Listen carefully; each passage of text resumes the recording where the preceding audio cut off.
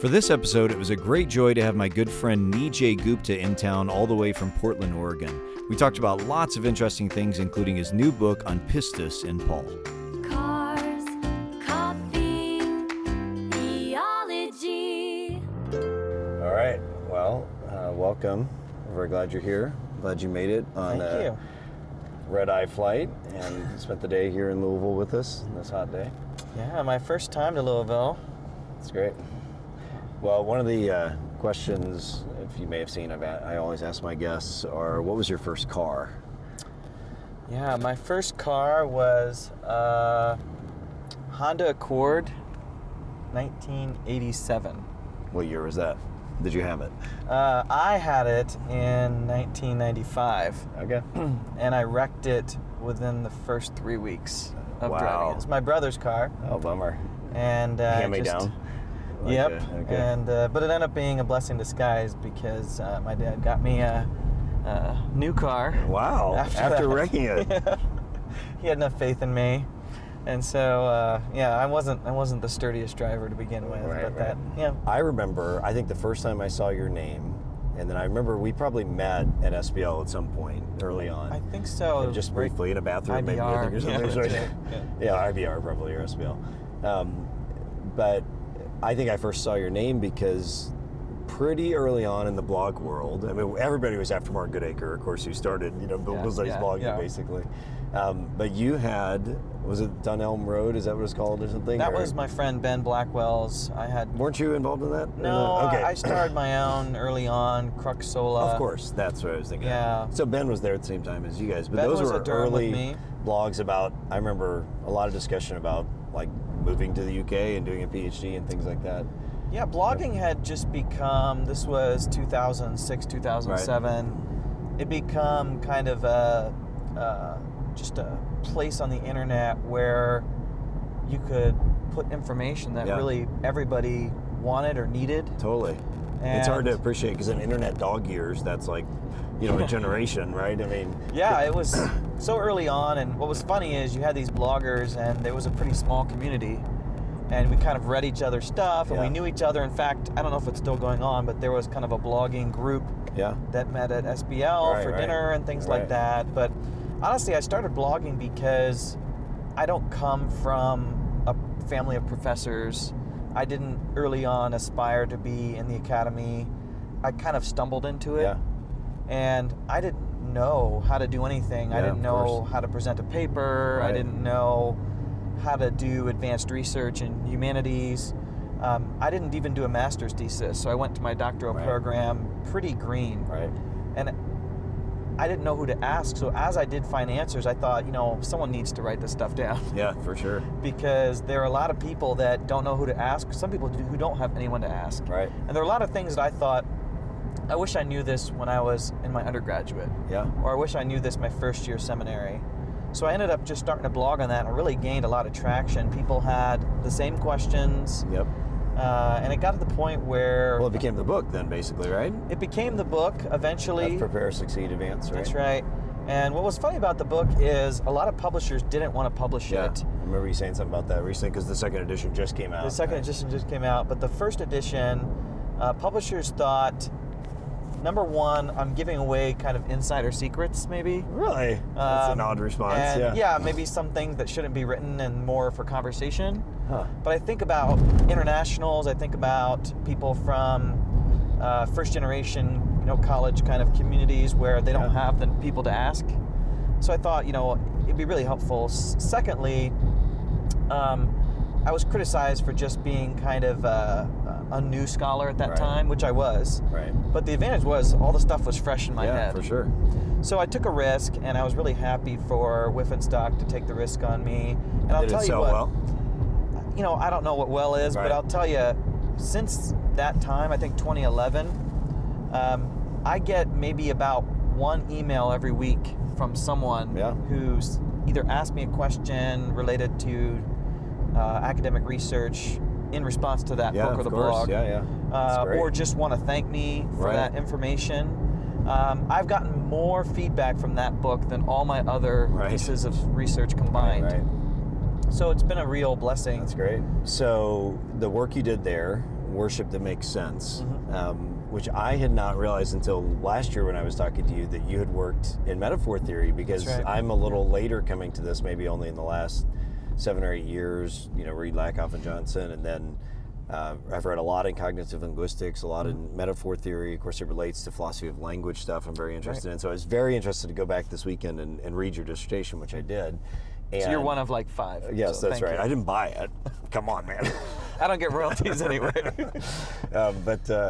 Yeah, and so, and I mentioned to you, and I'll come back to Erin Heim, she has obviously done work in this later too, but you were relatively early on in people applying metaphor theory to biblical studies. I mean, there are, Soskus and other people have done Right. it, and you do a really nice survey at the beginning of it's very short, but the idea of metaphor that had been written off in the modern period as just ornamental Yeah. or substitutionary. Yeah. It reminded me, I don't know if you read Turner and Falconer's The Way We Think about cognitive or conceptual mapping, and that first chapter in there is this brilliant discussion of how the philosophy of language changed in the scientific period to look down on figuration, right? Right. So anyways, all that to say, tell me how you got into that, and maybe tell us a little bit about your dissertation.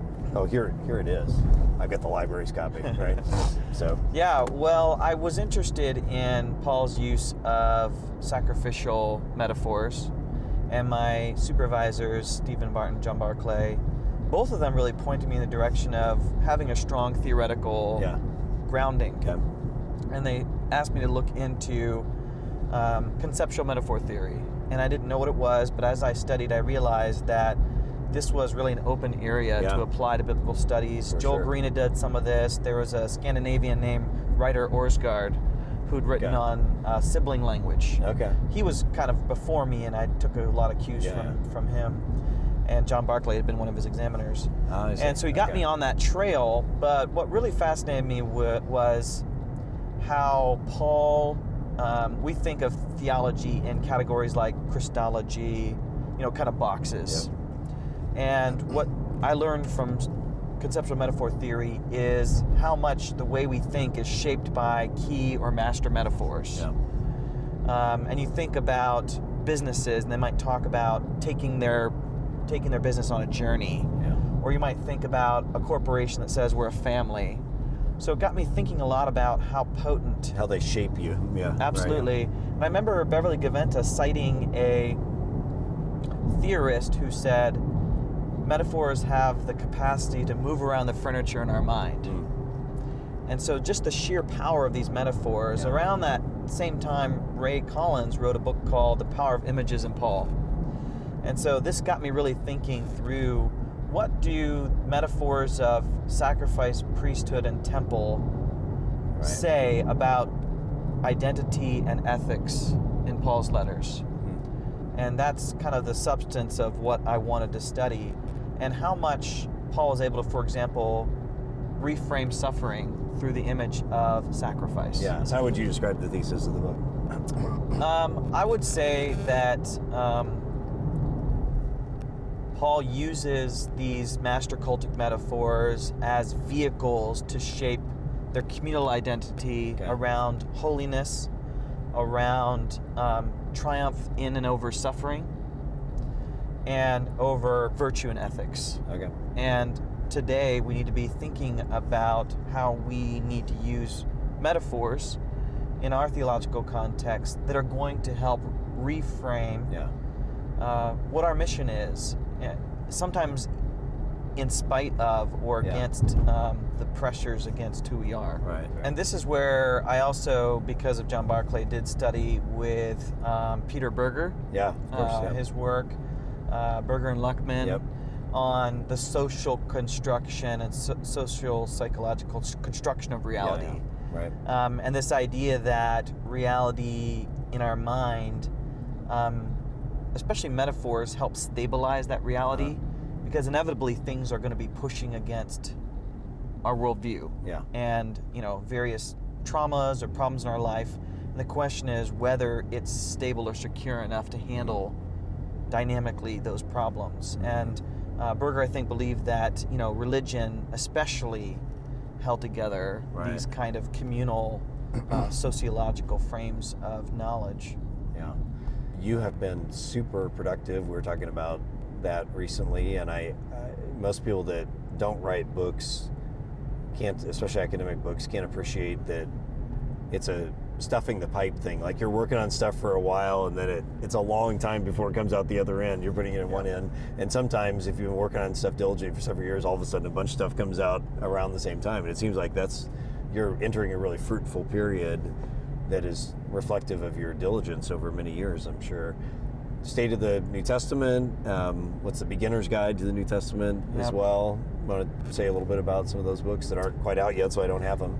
Yeah, so this, the most recent one Well, we've is got the this. Zondervan Critical Introduction. Yeah, which is that, very impressive too. Yes. Yeah, so that's the fruit of Many years. 6 to 7 Yeah. years of work. I calculated it to roughly 2,000 hours, Right. which many of us have done things like that. But that was harder than my dissertation easily, in terms of getting to all the details. Yeah, it's very impressive. So it was fun, but I would never do a project like that again. Right. It was a gift. Right. To to the church. to the academy. yeah. Anyways,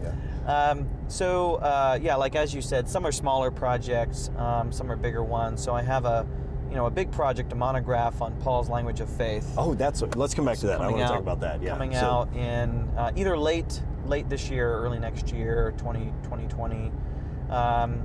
I have a theological introduction of Philippians coming out in January. Mike Bird and I wrote a commentary on Philippians, which is different, that's coming out next Wow. summer. Okay.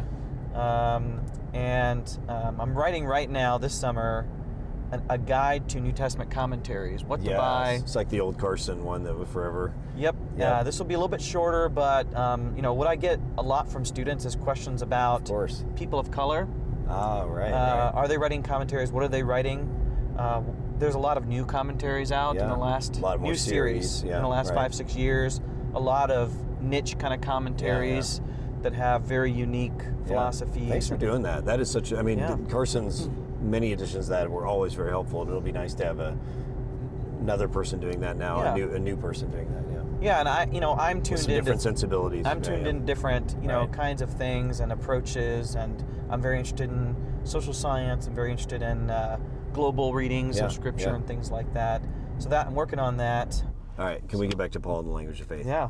Because you presented in the 1892 Club on that. Obviously, some interesting stuff going on between Barclay's work, Teresa Morgan came out with Teresa a book. Morgan, and of course years ago. Matthew Bates. Matt Bates, and others. yeah. So, tell us what that book's about, because I'm super excited about it.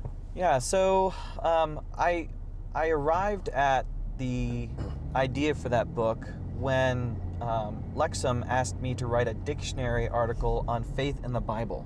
Wow. No And small. that's a- For yeah, that's a- $100 probably. Yeah, That's how well, those dictionary articles go. What was stranger was it was such a short article, so I had Right. to look into how faith language is used in the Old Testament, Right. in the Septuagint. How many words were you supposed to write? I don't know, maybe 500 words. Oh my It's goodness. 1,000 words. That's the hardest thing to do is write It 500 is. words on a big content. Because there's so much going on, and Yep.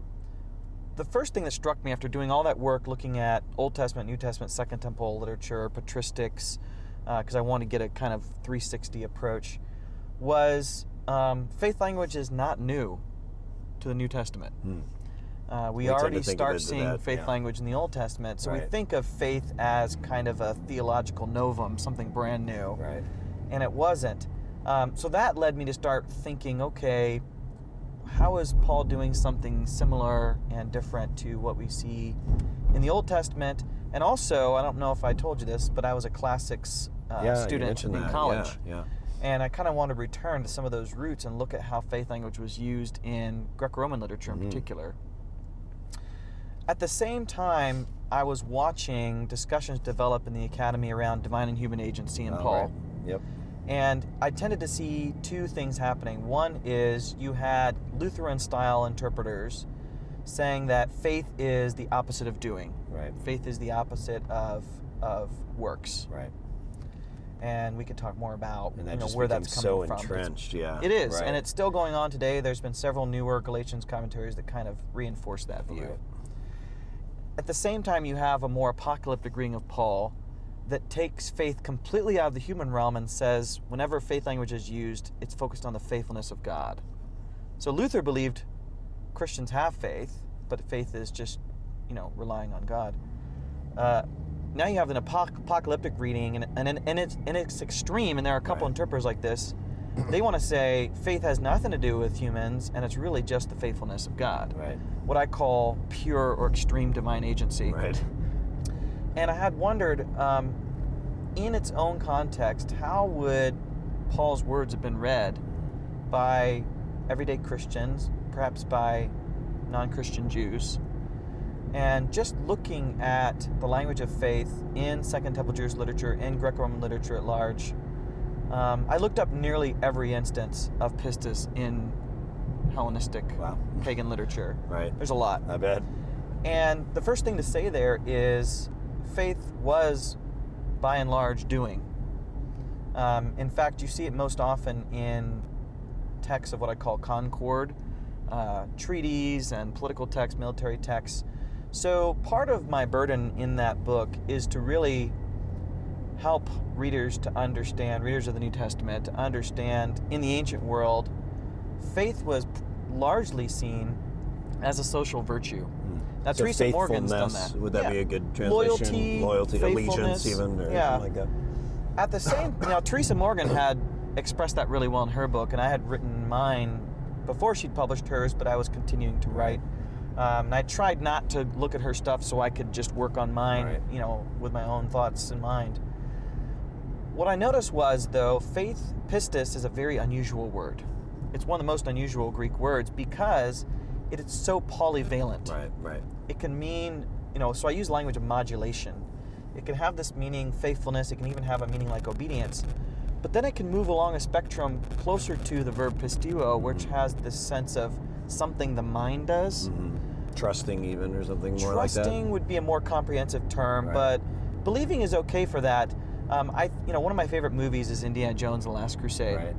And I think about that third test where he has to step out in faith. You can't see him, and they don't appear until he does it. That's right. I love that scene, me and too. I use that scene when I talk to my students too. about that. We're such weird 2 nerds. Corinthians 5:7, Right, yeah. where Paul says we walk by faith, not by sight. Pistis can mean what I call believing the unbelievable. Right. And I go back to Isaiah 53, who has believed our message, to whom the arm of the Lord has been revealed. So what I argue is pistis is this unique word. It can't be encapsulated in just one English word. Well, like charis as well, right? Absolutely. So the idea of it's perfect, you can perfect different elements of it, or That's something. right. Yeah, that's right. Yeah. Similar to what Barclay says. Yeah. So it moves along the spectrum, and you really have to look in various contexts. Actually, I got some help from you, if you remember, We had a conversation about this. I where remember, you were yeah. talking about in Tensive gospel symbols. studies how kingdom of God can be a tensive symbol. Yeah, exactly. Nick Where Barry's old. it opens up a whole world of meanings. Yeah. And it's hard to encapsulate, boil it down to just one meaning. Good. Did you end up using something along those I lines? did. Good. It's All right. in the Okay, great. conclusion, you get full credit for Okay. that. But that was really helpful because I feel like in many cases we sell the language of faith short. Yeah. We sell it short Either or.